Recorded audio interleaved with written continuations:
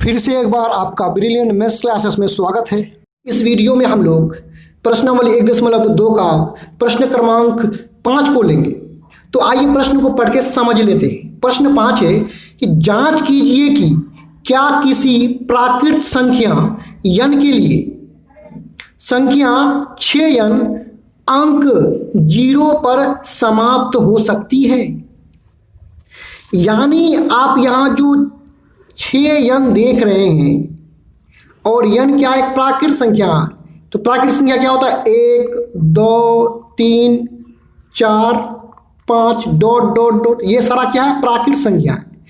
तो 6n में यहाँ n के जगह में इन प्राकृत संख्या को रखेंगे और उसको हल करेंगे तो क्या 6n शून्य पर समाप्त होगा। 6n के अंत में शून्य आ सकता है। इसी बात को हमको क्या करना है, यहाँ पे जांच करना है।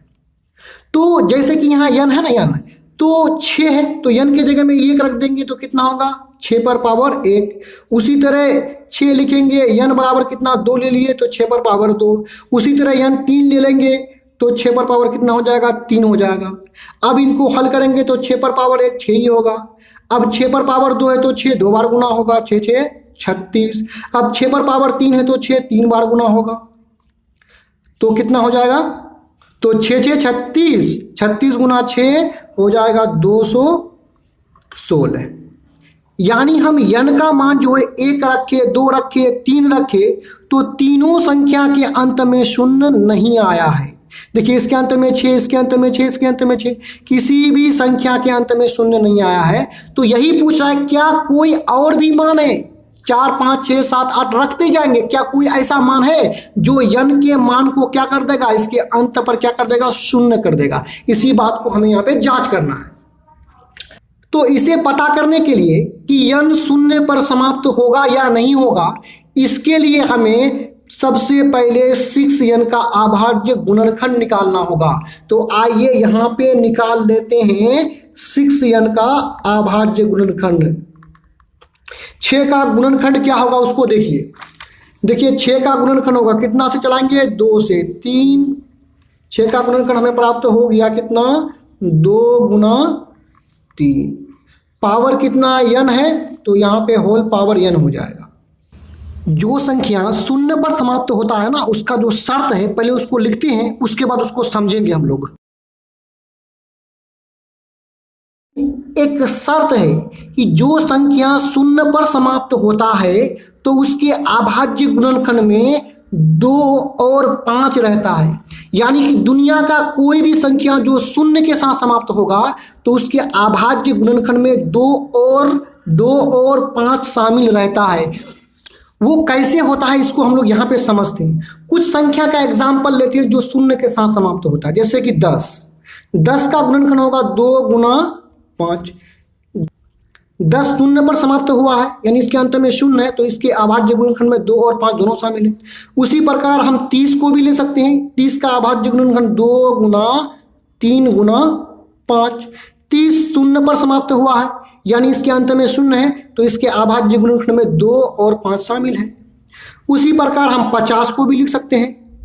50 का गुणनखंड क्या होगा, 2 गुना 5 गुना 5, यानी इसको लिख सकते हैं 2, 5 2 बार आया है तो 5 पर पावर 2। 50 शून्य पर समाप्त हुआ है तो 50 के अभाज्य गुणनखंड में 2 और 5 शामिल है। अर्थात जो भी शून्य पर समाप्त होगा उसके अभाज्य गुणनखंड में 2 और 5 शामिल होगा ही होगा। 2 और 5 दोनों शामिल होगा, केवल 2 केवल 5 नहीं, दोनों शामिल होना चाहिए। अब कुछ संख्या के बारे में बात करते हैं। 15 की बात करते हैं। 15 शून्य पर समाप्त नहीं हुआ है तो इसके अभाज्य गुणनखंड क्या होगा, 3 गुना 5। तो ये शून्य पर समाप्त नहीं हुआ तो इसके अभाज्य गुणनखंड में केवल 5 है, 2 है नहीं है, 2 नहीं है। अब बात करें 8 की तो 8 या 18 की भी बात कर सकते हैं। तो 18 का क्या होगा, 2 गुना 3 गुना 3, यानी 2 गुना 3 पर पावर 2। अब 18 शून्य पर समाप्त नहीं हुआ है तो इसके अभाज्य गुणनखंड में केवल 2 है, 5 नहीं है। अर्थात जो शून्य पर समाप्त होगा तो उसके अभाज्य गुणनखंड में 2 और 5 दोनों शामिल रहता है। अब यहाँ पे उसी बात को हम लिख दिए कि जो संख्या शून्य पर समाप्त होता है तो उसके अभाज्य गुणनखंड में 2 और 5 रहता है। ठीक है, 2 और 5 रहेगा तभी शून्य के साथ समाप्त होगा। अब यदि 6n के गुणनखंड की बात करें तो इसके गुणनखंड में 2 तो शामिल है, 5 है नहीं है, तो 6n शून्य पर समाप्त नहीं होगा क्योंकि इसके अभाज्य गुणनखंड में केवल 2 है, 5 नहीं है। शून्य पर समाप्त होने के लिए 2 और 5 दोनों चाहिए। तो आइए इसी बात को यहां पे हम लोग लिख लेंगे कि क्योंकि ये शून्य पर तभी समाप्त होता जब इसके गुणनखंड में 2 और 5 दोनों होता। 2 तो है, 5 नहीं है, तो ये शून्य के साथ समाप्त नहीं होगा। तो यहां पे लिख देंगे